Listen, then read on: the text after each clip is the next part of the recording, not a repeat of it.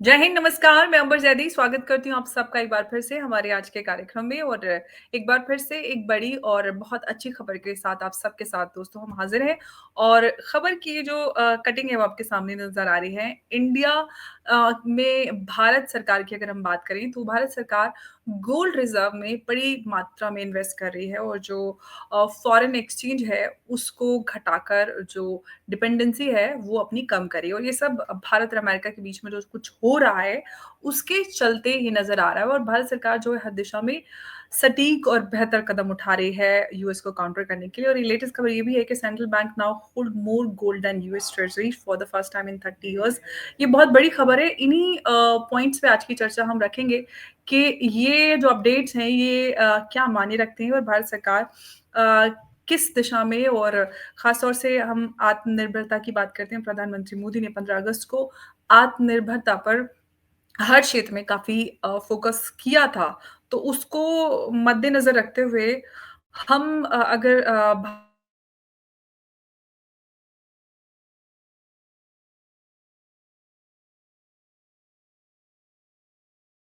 जी, आपका बहुत-बहुत स्वागत है हमारे साथ आज की इस चर्चा में जुड़ने के लिए। नमस्कार, जय हिंद, जय भारत। जय सिया राम अंबर जी। अंबर जय जी सिया राम। मैं अंबर जी मैं बिल आपको ये बताना चाहता हूँ कि भारत सरकार जैसे आपने बताया है अपनी गोल्ड रिजर्व्स बढ़ा रही है। भारत का जो टोटल फॉरेन एक्सचेंज रिजर्व है वो 700 बिलियन डॉलर के करीब है। उसके अंदर बताया जाता है कि पिछले 1 साल में भारत ने 40 टन गोल्ड लिया है और हुँ, पहले जो हमारा जो गोल्ड रिजर्व था 840 टन वो 880 टन हो गया है। उसी हिसाब से हमारा जो फॉरेन एक्सचेंज रिजर्व है उसमें गोल्ड रिजर्व्स भी होते हैं, उसमें डॉलर डिनोमिनेटेड एसेट्स भी होते हैं, यूरो भी रहता है, पाउंड भी रहता है, युआन भी रहता है, येन भी रहता है। उसके अंदर हम क्या कर रहे हैं, अभी रीबैलेंसिंग कर रहे हैं। हम जो यूएस ट्रेजरी होल्डिंग्स है जो हमारी 242 बिलियन डॉलर्स थी उसको कम करके हमने 227 डॉलर्स कर दिया है, 227 बिलियन डॉलर्स कर दिया है। और अभी बताया जाता है जिस हिसाब से हमारे जो रिलेशंस यूएस के साथ जो चल रहा है, उन्होंने टैरिफ नहीं डाला है, ट्रेड एम्बार्गो डाल दिया है। 50% अगर कोई टैरिफ टैरिफ नहीं होता है, इट इज इनडायरेक्ट एम्बार्गो। और वो उन्होंने जानबूझ के वो इंडस्ट्रीज को किया है जिसमें हमारे लेबर ज्यादा इन्वॉल्व है। जैसे आप देखिए मशीन, ये टेक्सटाइल हो, फुटवेयर हो, फिर बाद में लेदर वेयर हो, और हमारे जो जेम्स एंड ज्वेलरीज होती है, और डायमंड मैराइन प्रोडक्ट्स होता है, वैसा हो गया है। देखिए अंबर जी, अब यूएस कुछ भी कर सकता है। यूएस ने, आपको मालूम है कि रशिया के कम से कम 500 बिलियन डॉलर्स उन्होंने कन्फिस्केट करके रख दिए हैं। ऑफिशियल रशिया के 300 से 350 बिलियन डॉलर्स है। रशियन ओलिगार्क्स जैसे हमारे टाटा और अंबानी अदानी सब है ना, वैसे रशिया के अंदर भी जो ओलिगार्क्स है उनके भी 100 से 150 बिलियन डॉलर के एसेट्स उन्होंने फ्रीज कर दिया है। अब कुछ दिन पहले रशिया ने, आपने देखा है कि रशिया से हम तेल ले रहे हैं, और उसके लिए पीटर नवारो ने क्या क्या तरीके से अब्सर्ड स्टेटमेंट में बोला है कि उन्होंने बोला है ये मोदी वॉर है। आज उन्होंने बोला है कि ब्राह्मण्स बहुत ज्यादा तरीके से प्रॉफिटियरिंग कर रहे हैं। भारत को एक लॉन्ड्रोमैट बोला है। भारत को एक तरह से उन्होंने बोला है कि वो रशिया की जो वॉर मशीनरी है उसको फ्यूल कर रहा है, जबकि सबसे ज्यादा तो जो तेल लेता है वो यूरोप लेता है। 67 बिलियन डॉलर यूरोस का वो तेल लेता है। फिर बाद में अमेरिका खुद लेता है, टर्की लेता है, चाइना लेता है। ये चाइना तो भारत से भी ज्यादा लेता है। भारत 52 बिलियन डॉलर्स का लेता है, चाइना 62 बिलियन डॉलर्स का लेता है, टर्की 28 बिलियन डॉलर्स का लेता है। अमेरिका खुद रशिया से यूरेनियम लेता है, पैलेडियम लेता है, फिर बाद में फर्टिलाइजर्स की चीज वो सब लेता है। फिर भी अमेरिका को वो नहीं नजर आता, वो सिर्फ भारत को सिंगल आउट कर रहा है। और जिस हिसाब से अब्सर्ड स्टेटमेंट्स आ रहे हैं, उन्होंने ये भी बोल दिया है कि आप रशियन ऑयल लेके डॉलर कमाते हो और उस डॉलर को एक तरह से अपनी मर्जी से यूज करते हो। हमने जो कमाया हुआ डॉलर है, जो हमने उनके रिजर्व में रखा है यूएस ट्रेजरी बॉन्ड्स में, उसमें भी वो हमके ऊपर ऑब्जेक्शन कर रहे हैं। तो कहीं ना कहीं जो रशियन जो रिजर्व है, जिस हिसाब से उन्होंने कन्फिस्केट किया है, ईस्ट के अंदर एक डर सा बैठ गया है कि कभी भी ये हो सकता है कि रशिया के जैसे वो इंडिया या चाइना के भी रिजर्व्स को हथिया सकता है। इसलिए चाइना ने जो अपना रिजर्व है, जो यूएस ट्रेजरी होल्डिंग्स है, वो 1.3 बिलियन डॉलर था 2013 में। आज घट के हो गया 756 billion dollars by June 2025 further reduction होने वाला है इसमें। सेकेंड, आप ये भी देखिए कि जैसे central banks around the world are buying gold. आप 2021 से पहले हर साल शायद 400 से 500 टन गोल्ड लेते थे सेंट्रल बैंक। अब उन्होंने एवरी ईयर 1000+ टन गोल्ड लेना चालू कर दिया है। पिछले 3 साल का डेटा यही बताता है। और अब जो बताया जाता है कि सेंट्रल बैंक जो है वो ट्रेजरी होल्डिंग से ज्यादा गोल्ड के जो गोल्ड है वो होल्ड कर रही है पिछले 30 ईयर्स में। और डॉलर जो सेंट्रल बैंक्स के अंदर जो डिनोमिनेटेड डॉलर जो रिजर्व करेंसी के जैसे रहता था, हम अपने पैसे उधर स्टोर करते थे, उसकी भी जो स्टैंडिंग है कम होती जा रही है। कोई कोई लोग बता रहे हैं कि आज जो फिगर इज अराउंड 46 to 52%। और गोल्ड की जो होल्डिंग है फॉरेन एक्सचेंज रिजर्व में वो 20% हो गई है, यूरो की 16% है।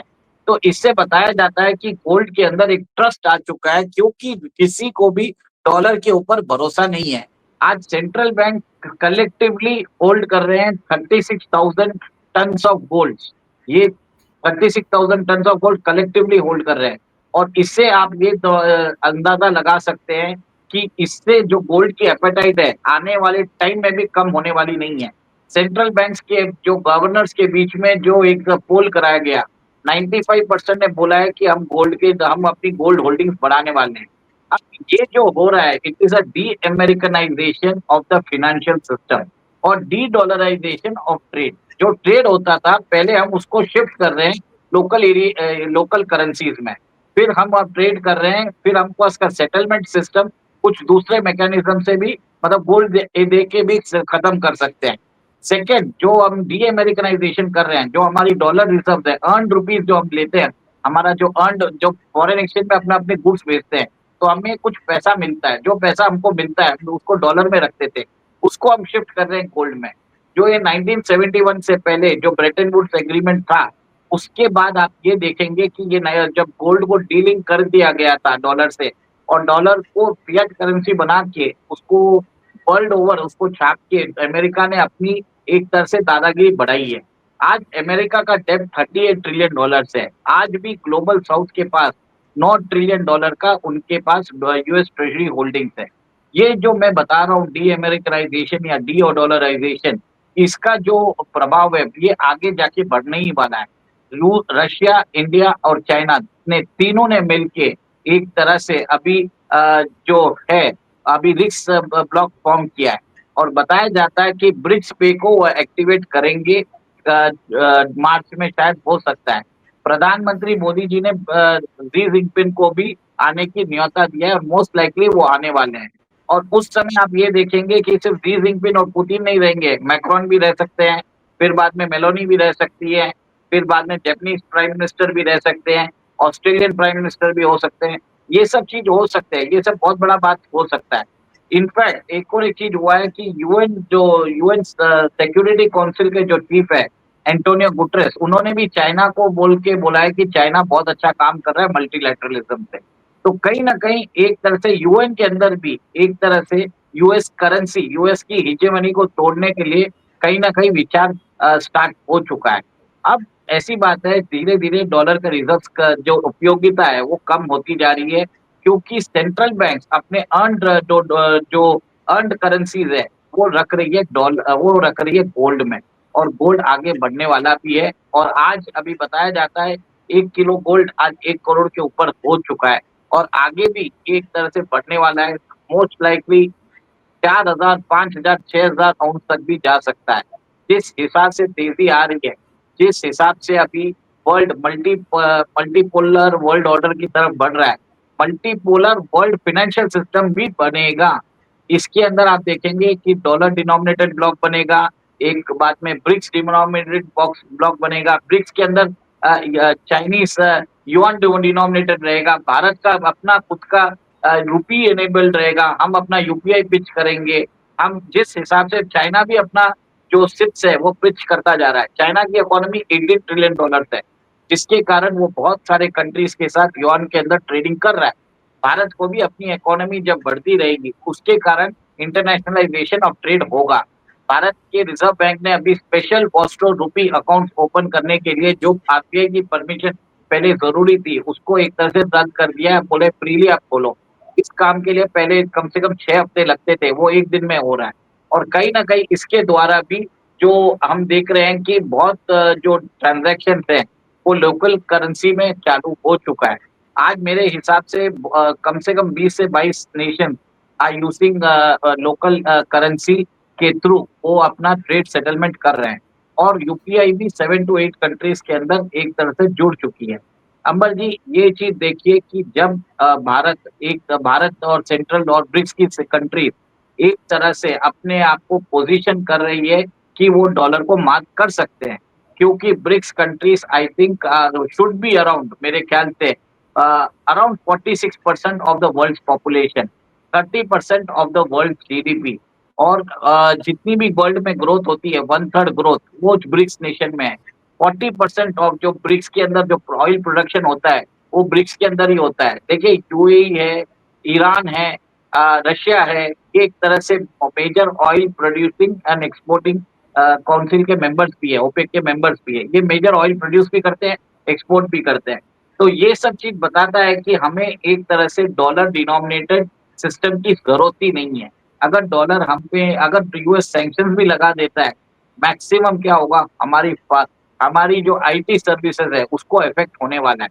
वो जो इंडस्ट्री है अराउंड $200 बिलियन की इंडस्ट्री है, उसके ऊपर खतरा ज़रूर है। इसी के लिए मेरा ये मानना है हमारी आईटी इंडस्ट्री को उनको दूसरा मार्केट भी देखने की ज़रूरत है क्योंकि ट्रम्प ने अभी बोल दिया है यूरोप को भी कि आप भारत के ऊपर सेकेंडरी सैंक्शंस लगाइए। यूएस ने जैसे भी आप कट सैंक्शंस लगाइए उसी को कट कॉपी कर लीजिए। अब इस तरह से जो स्टेटमेंट्स आ रहे हैं, हम ये भी देख सकते हैं कि आगे जाके अमेरिका कोई भी एक अब्दड़ मतलब या पीटर नवारो का देखिए आज जिस हिसाब से उन्होंने ब्राह्मण एंगल निकाल लिया है, तो इस आदमी का कोई भरोसा नहीं है, कोई ना कोई एक रीज़न बोलेगा और ये भारत के ऊपर सैंक्शन लगा देगा। अब हमें भारत ने मद्देनज़र रख के आपने देखा है कि कैसे 200 टन जो हमारा ओवरसीज़ गोल्ड है, वो भी भारत लेके आ चुके हैं और भी गोल्ड नहीं, लाने का अभी विचार अभी कर तो रहे हैं। और बाकी है ना, तो उस पे क्या करे सरकार? क्या क्या अमर जी? अभी तो बहुत सारा गोल्ड और बाकी है लाना। 350 टन बाकी है, वो भी मेरे हिसाब से जल्दी मूव हो जाएगा। अच्छा एक और एक चीज़ बताता हूँ, हमने पहले भी इसके ऊपर कवर किया था, जर्मनी और इटली दोनों भी अपने जो फोर्ट नॉक्स में राइट, गोल्ड है राइट। 2000 टन्स का, वो भी मूव करना चाहते हैं अपनी कंट्री में। जर्मनी का शायद 1300 टन है और इटली का शायद 700 टन्स है। इन्होंने भी आप ये सोचिए इतनी बड़ी क्वांटिटी में अगर ये मूव करना चाहते हैं, तो कहीं न कहीं वर्ल्ड के अंदर एक तरह से गोल्ड का डिमांड बढ़ रहा है क्योंकि बताया जाता है कि फोर्ट नॉक्स में जो गोल्ड है वहाँ पे गोल्ड भी नहीं है। इसके लिए यूएस उसको ऑडिट भी नहीं कर रहा है। तो ये एक तरह से बिगेस्ट फाइनेंशियल फ्रॉड है इन द सिस्टम जो अभी तक ये मेरा मानना है अभी तक उजागर नहीं हुआ है। आज भी भारत के अंदर जो भारत की गृहिणियाँ हैं उन्होंने कम से कम बताया जाता है 25 से 30 हज़ार टन ऑफ गोल्ड है।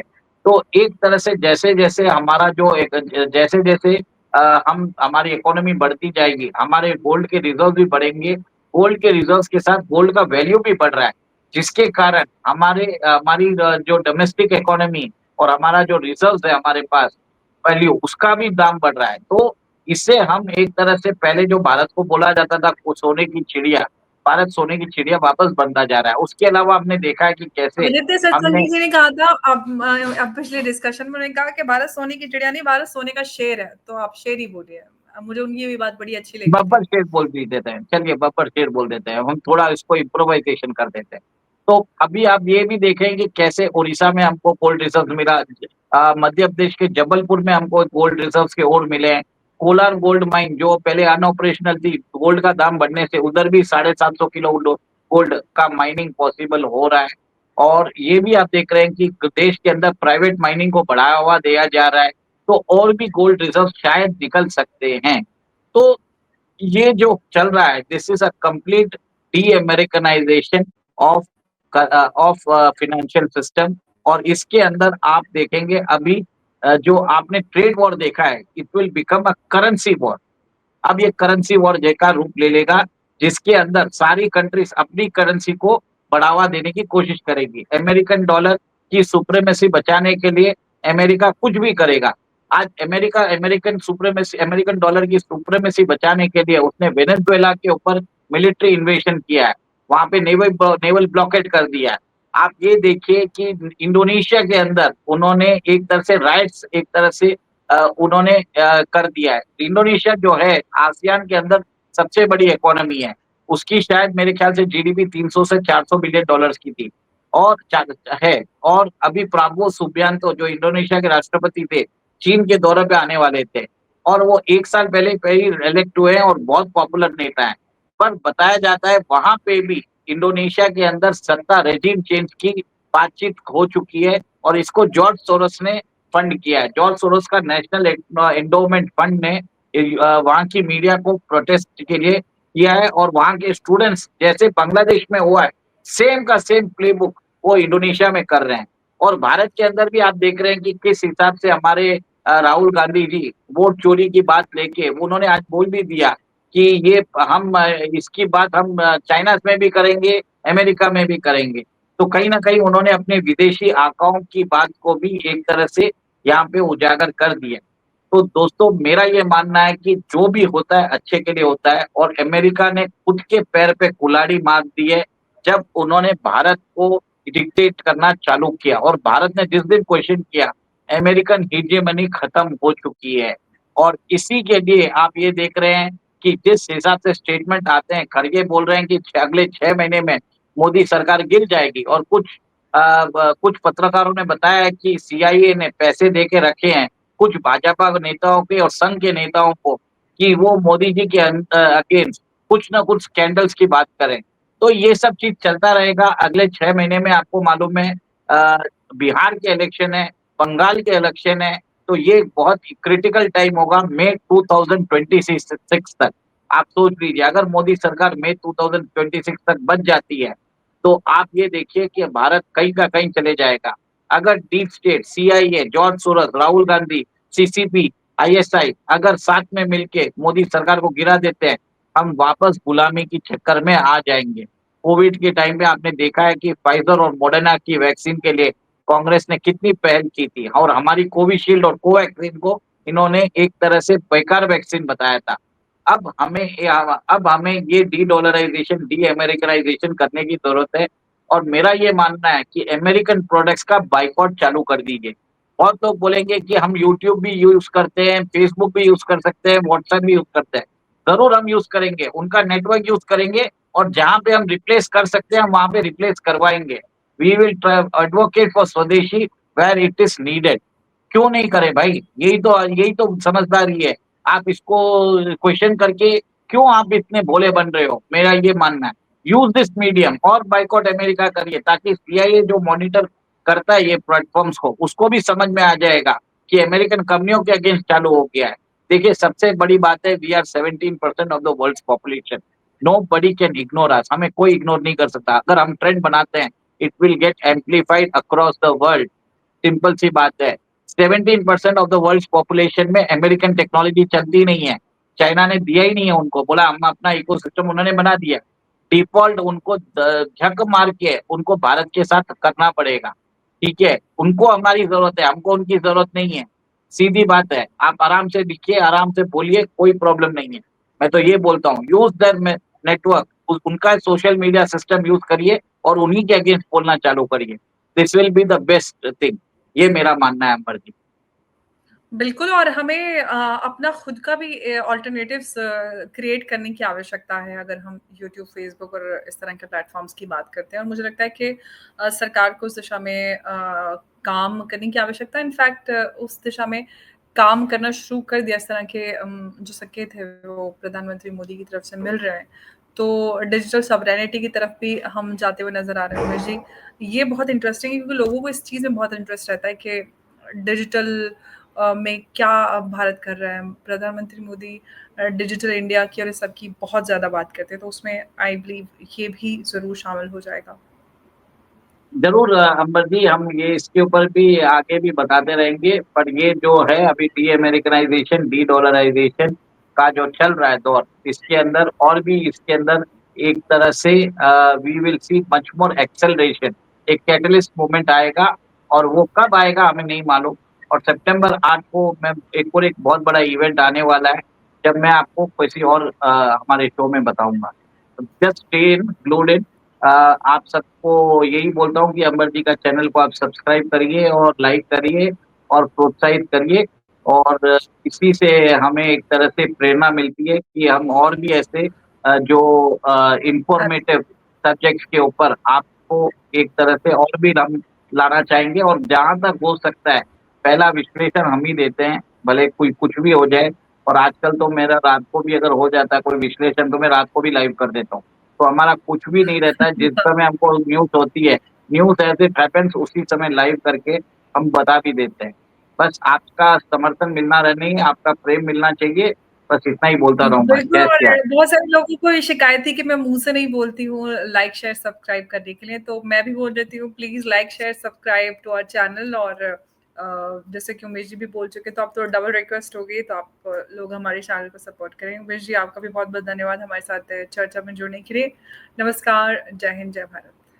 जय सिया राम। जय सिया राम उमेश जी।